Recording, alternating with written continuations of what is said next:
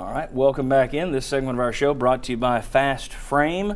Fast Frame does a tremendous job of any kind of quick turnaround work you might need. It is getting to the holiday season, so you better rush to get in line over there at Fast Frame. They also have great prints if you need a last-minute gift idea. Great prints for UT fans, great print Knoxville shots, Knoxville maps. They've got all kinds of stuff for your home, your office. Fast Frame, many reasons to go out there, so do so. Fast Frame. All right. I want to take a look in this segment at Tennessee's resume to date. And I think we have a graphic here. There you go. Tennessee's now 6-3. Going into yesterday, their RPI was number 86. Going into yesterday, their strength of schedule was 178, not very good. And by the way, on that RPI thing, if you're above 60, your chances of getting into the NCAA tournament are almost nil. SEC RPI, 7th best conference, and that was before Tennessee lost to Wichita State and Kentucky lost to North Carolina yesterday. In terms of top 100 wins, better than 100, Tennessee doesn't have any. They have not beaten anyone in the RPI top 100 yet. They have 2 losses to teams outside the top 100 in Xavier and UTEP. All right, I want to look at the remaining schedule, and we got Chuck over at the big board to play Vanna White. I'm sorry, Chuck, if you could step in there and turn around that upper left card here. We've broken the season down into 4 remaining categories. December, this is the rest of your non-conference, all right? And you see the RPI out to the side. NC State 153, Moorhead 113. Virginia, that one's in green because that's kind of an opportunity, a top 50 game. You need that one. Tusculum, an exhibition game. Mark, you were involved in the scheduling. Explain why Tusculum, an exhibition game, is in right now. Well, for one, you play that game instead of another low RPI team. It's kind of the Mountain West rule. They did a lot of that to increase their league's RPI. And the reason why it's before we started SEC play is because most mid-major opponents, that's the weekend their conference games start. So it just made most sense for everybody to play that game then. All right, well, let's move down to this second one. So I would argue you really can't afford to lose, obviously, to Tusculum. But even though that's exhibition, you don't want anybody even knowing that happened. But you look at NC State, Moorhead, Virginia, I think you got to win those. I don't know of any of those you can lose. So I think the rest of your conference schedule you got to win. Then you look there at January 7th through January 25th. You open SEC play. You better be hot right off the bat because you got a chance at LSU. They're top 50. Texas A&M. Auburn's in red because at 244 you cannot afford a loss to Auburn. Then you got Kentucky top 50, Arkansas top 50, at Florida top 30 for the moment.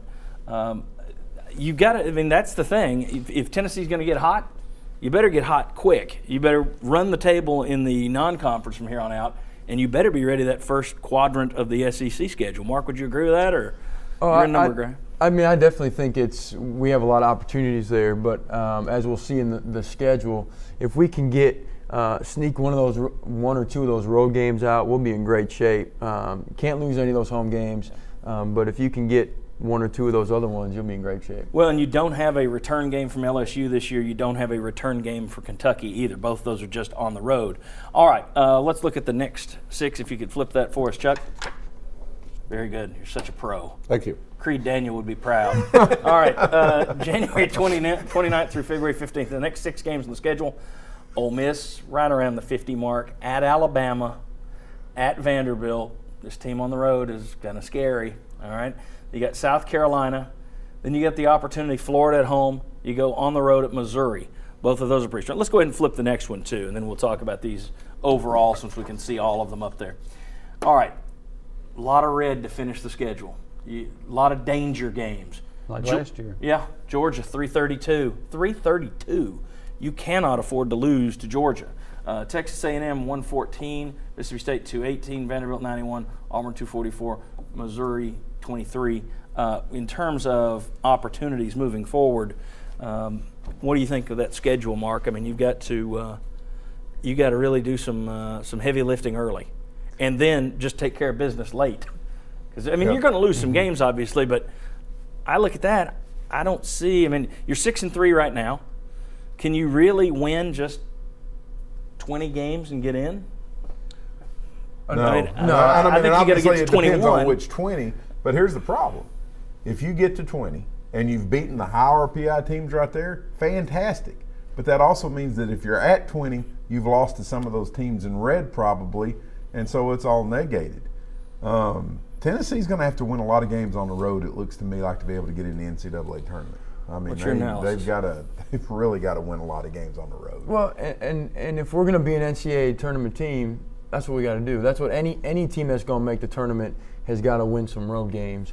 I think if we take care of business on the road, Missouri's been a surprise for me. I didn't think that they would be as good as their record. I think they're 9-0, and obviously they're really good RPI. But the league again is top heavy, and so if you can do a good job of winning those games at home against those better opponents and squeaking a few out on the road, then you got to go to the Georgias, the Mississippi States, the Texas A&Ms, the South Carolinas. Auburn, those are the ones, Vanderbilt, those are the ones you got to get. Well, and when you're going to have let's say you go 12-6 in the league, and you add in 3 wins here, so that's 15-6. So that'd be 21-9. I think then you're on the bubble. If you're 21-9, 12-6 in the league, depending on which of the 12 and which of the 6, those 6 losses cannot come to anybody in red. I mean, if you lose at Vanderbilt, I don't think that's a bad loss. You lose at Auburn, that's a horrific loss. Well, I tell you what, I think you can almost look at that schedule and know what Tennessee's chances are on January 25th. If you've lost LSU, if you've lost at Kentucky, if you've lost at Florida, I would say your chances are pretty bad that you're going to make the NCAA tournament. I think that's because fair. that's where you can make your RPI up right there. Jimmy, we'll let you finish out here. I think that at minimum you've got to go 12-6 to have a chance. I think looking at that, 11-7 to me is going to be tough. Now, part of that is what is everybody else doing? Sure. But I don't think you want to put yourself in that position. And Tennessee's been in that position the last couple of years, and it hadn't worked. Well, and the thing is, what everybody else is doing in the SEC, you just can't dig too deep a hole to begin with, and you have with UTEP and Xavier to have to make it up in an SEC that is ranked 7th among conferences. It comes down to numbers, and that makes it too tough. Chuck, I'll let you actually have the final word. The thing I think is how poorly the SEC done is outside of the league, and 2, if you do not start league play at least 3-0, you've got a very big hill to climb. You need to almost got to have to win those first 3 and games. at LSU is tough. That will not be an easy game. That's not a bad team down there. All right. When we come back, we are going to talk about SEC bowl games. Come on back on the Enrichment Sports Source. You are watching East Tennessee's first and only year-round sports talk show on television.